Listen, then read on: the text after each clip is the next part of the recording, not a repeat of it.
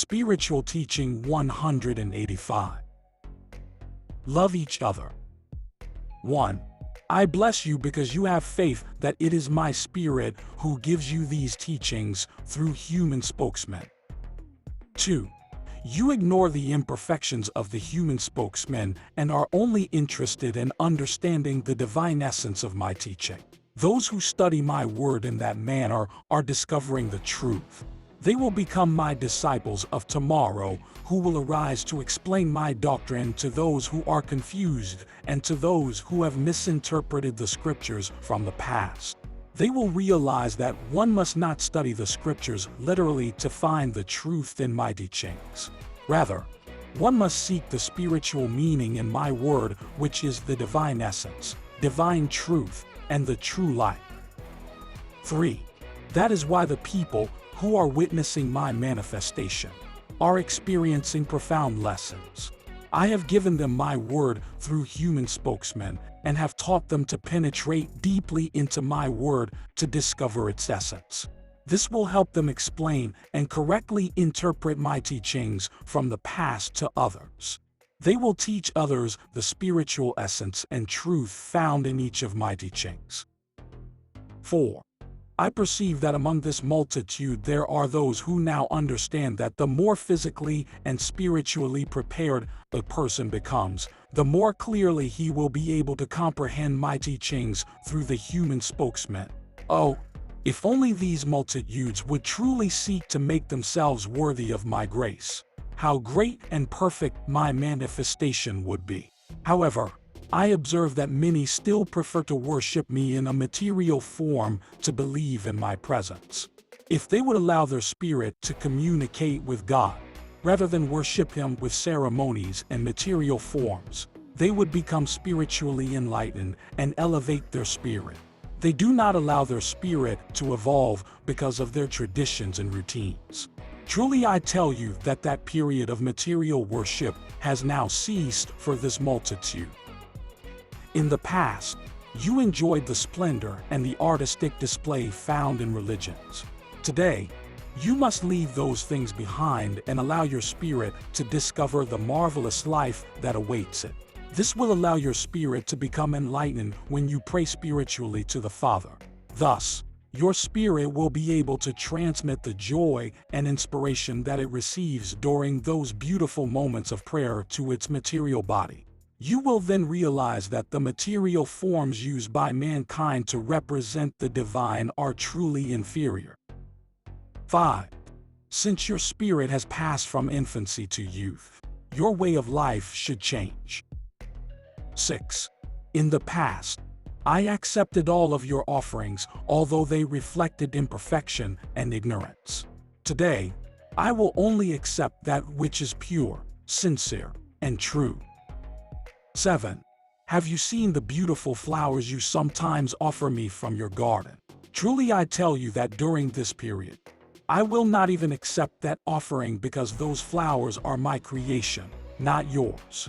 Instead, you should offer me the spiritual flowers from your heart, which are your good deeds, your loving prayers, and your virtues. 8. Do not deceive yourself or attempt to offer me things that are material. Do not be afraid to confront the truth or to stop practicing rituals and traditions. Heaven is only for those who are courageous and devoted. 9. Once you have eliminated all fanaticism and idolatry and have learned to pray from spirit to spirit, you will arrive before the true altar of God, an altar which is not of this world. There you will be able to bring your offerings, which will be your good deeds. I consider those offerings more beautiful than the flowers from your garden, because good deeds will not wither as do the flowers. 10. My people, open your heart so that it may receive the grace that I offer you. I want this multitude to become similar to an immense garden that is filled with beautiful flowers in the heart, spirit, and mind. Those are the flowers that I have come to cultivate. 11. My people, when I speak of worship and offerings, as clearly as I have in my teachings, do you feel sorrow because I am separating you from your past traditions and beliefs? You say that you do not. 12. It is because my word contains a healing balsam and enlightenment that does not allow anyone to become confused nor offended. 13. I want you to speak in that same manner to your brethren when you are spiritually enlightening them. Speak to them with the same clarity and love that I use. Thus, you will not leave any sorrow in their hearts, only peace and enlightenment. 14. I have come to communicate with you during this era, thus fulfilling a divine promise that I made in the past. I am present in the essence of this word. The one who discovers that essence has felt my presence. But those who are not evolving spiritually because they do not understand the true essence of my manifestation have been unable to discover my truth. 15. While some are fascinated as they listen to my teachings, others have not been touched by them. Those individuals are not aware of my presence. 16. Once I cease to manifest myself through human spokesmen, many will weep because this period will have come to an end. Also, there will be others who, in spite of having witnessed my manifestation, were not aware of the great blessings they received, thus failing to take advantage of them. 17. The time will come when this doctrine will spread throughout the world. It will spread from the testimonies given by those who listened to it, understood it, and believed in it. You will observe that although many never had the privilege of witnessing my manifestation, they will be able to discover the divine essence in my teachings. With conviction and faith, they will proclaim, "It is the word of the divine master." 18. You will see your brethren cry with joy because they have been touched by my message. Also, you will see them cry because they were not chosen to witness my manifestation. This will make you feel guilty, because even though you witnessed my manifestation for such a long period, you did not have the same love and faith that others have demonstrated by only having heard your testimony.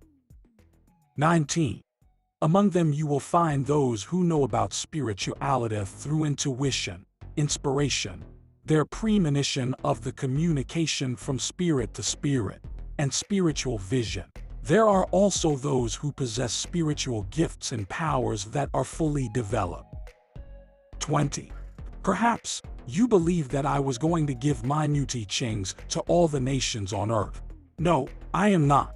My new manifestation is similar to the one from the second era when I only manifested myself to a multitude of people.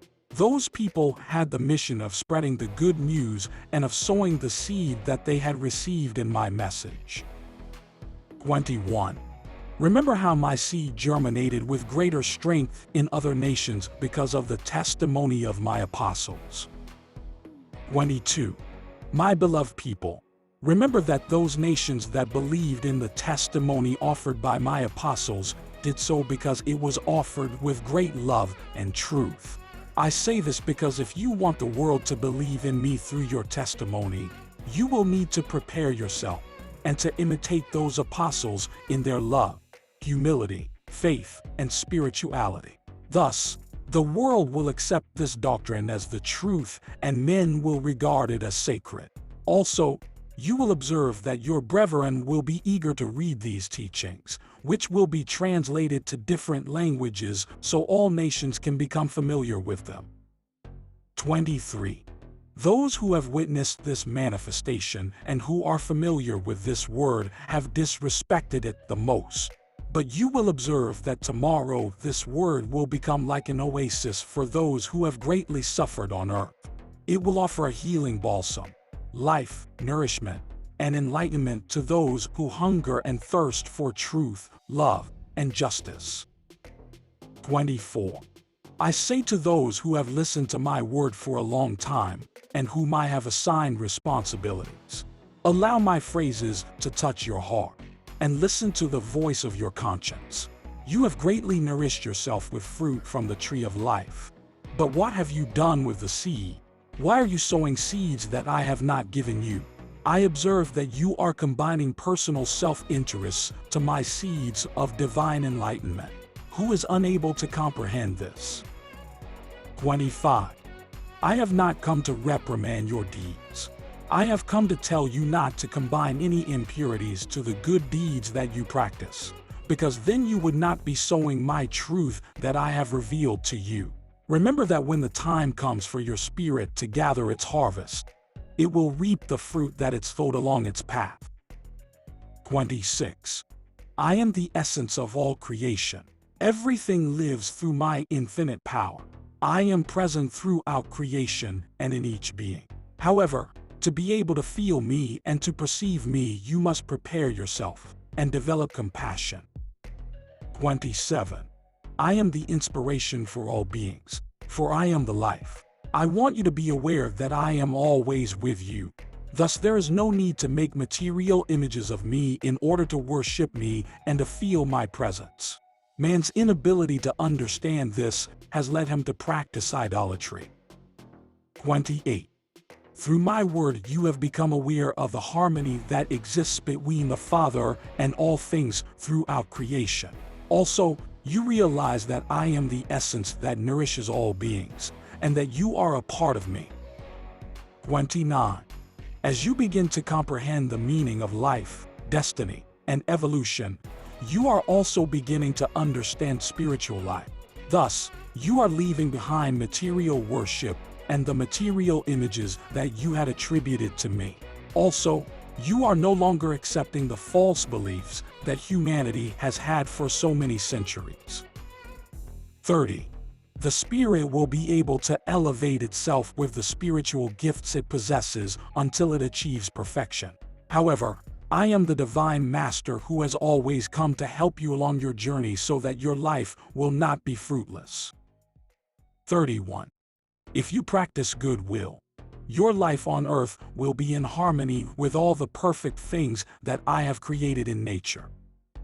You will become enlightened with true knowledge, and the fruit that you harvest from your deeds will allow you to attain eternal peace.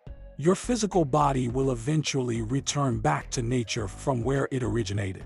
Although man is aware of what happens to the physical body, the immortal life of the spirit remains a mystery for many.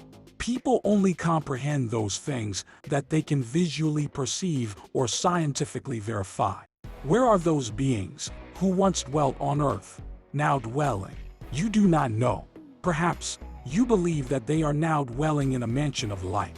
The Divine Master informs you that many of those beings are actually near you.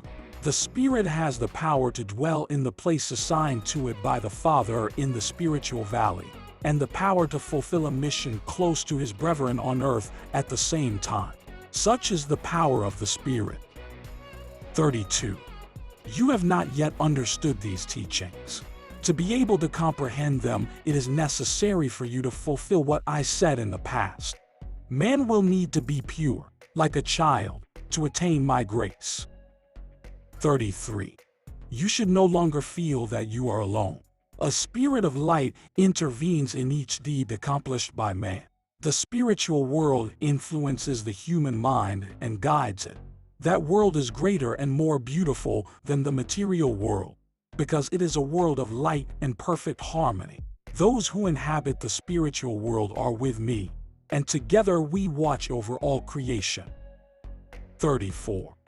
If one is familiar with these teachings and has faith in them, would he have reason to weep for his beloved beings who have departed to the spiritual valley, knowing that they are watching over him? Why remember them in their human form if they are now spirits? 35. Today, I have spoken to you about the mystery of spiritual life. 36. No one other than I can tell you these things. Men cannot because they have not penetrated into that secret sanctuary. 37. I had to prepare you to listen to my new teachings. Until now you were unable to pray, unless you had a material image of God before your presence. You needed those material images in order to visualize Him. And you needed musical hymns to forget about your daily preoccupations. You also needed incense and the sweet smell of flowers to be able to think about Him. Since those things were located inside the temples where you worshiped Him, you were only able to feel him and to visualize his presence inside those temples. But now that I have come to prepare you spiritually, it is your spirit that I will first awaken, followed by the material body. 38. You no longer need material images to represent the divine, nor do you need musical hymns to momentarily forget about things from earth. Furthermore, you no longer feel the need to participate in the celebration of a ritual, believing that I am only present in that place. 39. The only thing that concerns you today is how to illuminate your mind and purify your heart so that you will be able to receive, feel, and understand the divine essence of my word. You can accomplish that through meditation and prayer. 40. Any material object placed before you would now disturb you, and the best music would seem extremely inferior to the celestial concert found in my word. Those things would now disturb you, instead of helping you in prayer. Thus, you no longer need nor want those external and material things. You have now accustomed yourself to closing your eyes as you listen to my manifestation so that your spirit can elevate itself in prayer without any material contact. 41. Yesterday, the altar that you constructed to worship God was a material altar. But today you have constructed a spiritual altar within your heart. In the past, you gave me material offerings, and today your offerings are more spiritual. You are now aware that your love is more beautiful to me than the loveliest flower from your garden. The forgiveness that you offer your brethren is more important to me than any material offering. In the past, you offered me different material things, believing that they would cleanse your sins. 42. You do not need to move your lips when you pray, because I will listen when you pray in silence. I am not a sinner listening to another sinner. I am spirit, and it is your spirit whom I listen to when it elevates itself to communicate with me. 43. Many have listened to my word during this period, but not all believe that it is truly from God. Truly, not everyone has been able to understand this doctrine. In all eras many have been summoned, but few have been chosen. Only those who are ready to comprehend, to feel, and to believe will remain with me, preparing themselves to follow me. At times you have observed your brethren who appear spiritually advanced and eager to understand my doctrine of love, but are unwilling to accept it.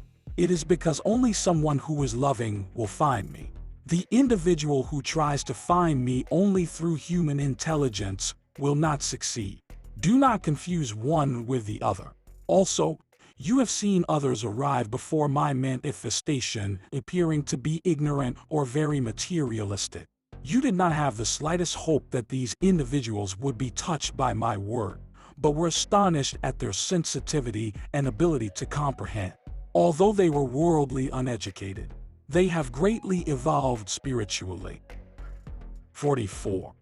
Those who have believed in my new manifestation have not always developed faith immediately. Nearly all of them have experienced an inner battle. They have asked themselves the following questions. Is this the truth? Could it be possible that I will discover the presence of the Lord here? Could it be possible that my illness, considered incurable for so long, will be healed in this place? But even after I have granted them a miracle, some still ask, was it the Lord who healed me? However, there have been many who believed when they first heard my voice, and others who already believed in my word before witnessing this manifestation. 45.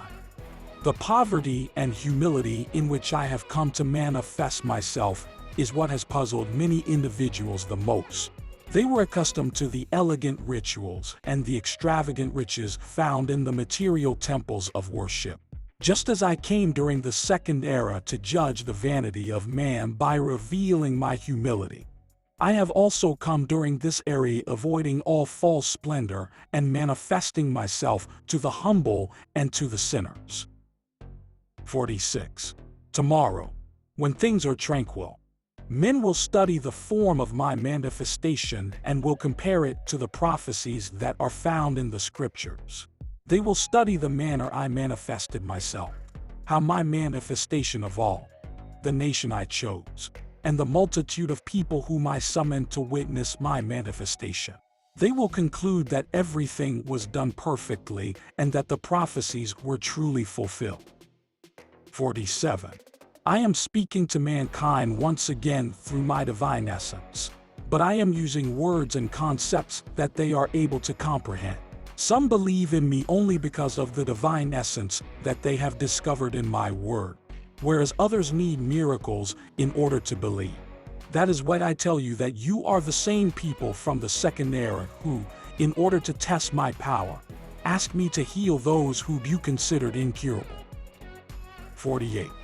I find that some of you are still blind, paralyzed, have leprosy, or are possessed by perturbed spirits.